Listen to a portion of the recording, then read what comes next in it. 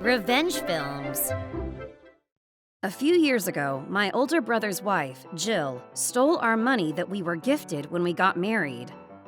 I got married to my husband, Jack, quite late in life, so we didn't have an elaborate wedding or a reception party. We just took wedding photos and kept it simple.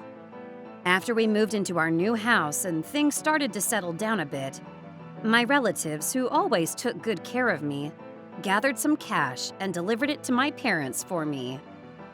I got a call from my mother one day saying, "I'd like to see your face, and I have a gift for you." So I brought Jack to stop by and discuss with my parents how we should thank everyone for the generous gift. The gift is by your grandparents' altar, so go get it after you say your prayers to him. So while my mother was preparing tea for us, I went to the altar with my husband and lit some incense at the altar. We looked for the envelope after that, but we couldn't find it. Mom, I couldn't find that envelope that you were talking about. What? No, that can't be. She helped us search for it, but we couldn't find it anywhere. Oh my, am I getting old? I'm so sure that I put it here, and I made sure it was there this morning. While we were searching, my father finished his yard work and came back inside. What's wrong with you guys? My mother explained to him what happened. Did you see it anywhere, honey? My father was in the yard all morning, so he had no idea what happened. As we were trying to figure out what could have happened, we heard a woman scream from the front of the house, and we ran over to see what it was. There, we encountered Jill, banging on her car door with a bag in her hand. The car she was banging on was their family car, and her 2-year-old son, Henry, had accidentally locked himself in. The windows were shut, and Henry was wailing inside and soaked in his own sweat. The car was parked in the street in a no-parking zone, and it was around noon on a hot summer day. Let's call AAA. My husband called for help. However, I'm sorry, sir. It'll take about an hour for someone to get there. we couldn't wait an hour. Henry's life was in danger. Let's call the police. No, they'll fine me for parking in a no-parking zone. Plus, I'll get in trouble if they find out that I left my son in the car. All of the neighbors will give me cold looks forever if that happens. Jill fought to stop us from calling the police, and Jack argued back. It's no time to be worried about those things. No, please don't! Jill started panicking and wailing in the middle of the street. It was just a matter of time until the car would get lethally hot inside. Every second that we wasted, we were putting Henry's life in danger. We couldn't just stand by and wait. The police may not even arrive right away, even if we called right now. Jack made a decision to break the window on the passenger side. It was the right call. My father brought a hammer from his workshop, and Jack hit the window as hard as he could. Finally, we were able to make an opening big enough to reach in and unlock the door and get Henry out.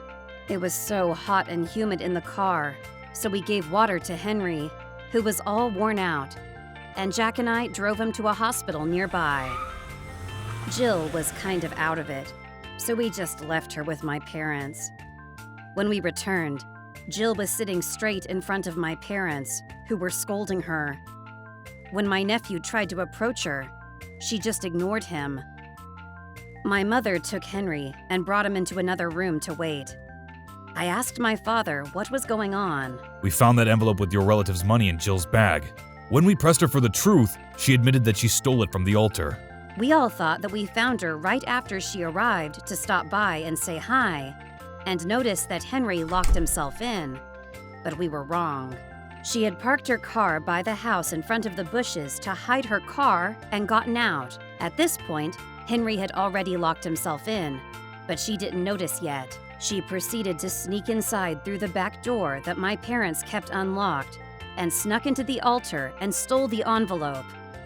But Jack and I were there with my parents, so she couldn't find an opening to escape. So she had been hiding in that room for over 30 minutes, and when she finally escaped, she realized that she locked her keys in the car. She couldn't open the door, and Henry was crying inside. She tried telling him how to unlock the door, But it was too difficult for a 2-year-old in panic mode. That's when we heard the commotion and encountered her. In other words, Henry had already been locked inside for over 30 minutes when we had found him. And that's why it was so hot in the car already when we pulled him out. Thank God we decided to smash the window and save him. While we were at the hospital with Henry, my parents saw through the half-transparent linen bag that Jill was carrying and noticed that the envelope was inside. My parents were furious, and they started interrogating her just as we got back. Jill finally admitted to everything. We don't have enough money to pay for Henry's daycare next year, but the applications are due soon. So I just thought I'd borrow that money temporarily. I wasn't planning on stealing it. I mean, Jack and Rose don't have children and they both work, so they have plenty of money anyways, right? I didn't think it would be a problem if I paid them back afterwards. She didn't seem sorry at all. Still, you could have asked first. Jill's expression suddenly changed. He's your cute nephew, isn't he? What's the problem with helping so he can go to daycare, you cheapskate? You can't have children anyways, right, Rose? That money would be well spent if it went to Henry, don't you think? Oh, and by the way, you better pay for my window. I can't ride my car like that, you idiots. Apparently, she was angry, but all of us were completely confused at her arguments.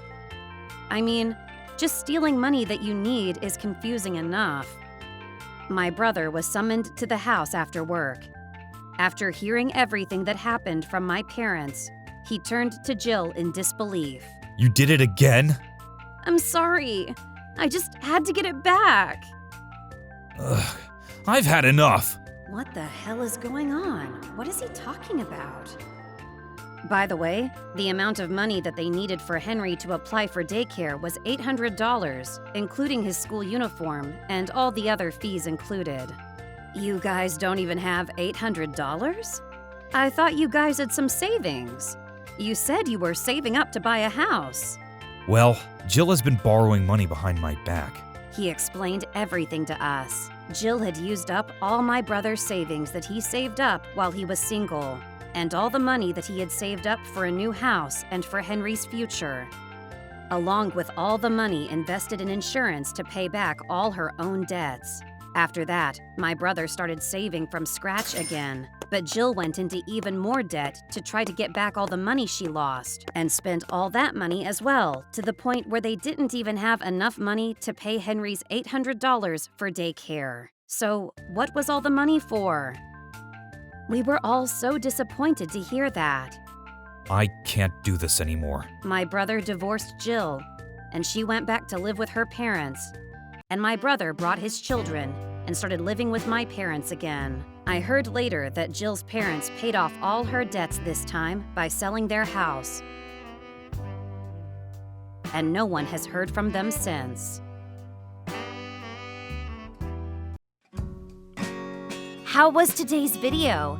If you enjoyed it, please subscribe, like, and leave a comment. Stay tuned for more.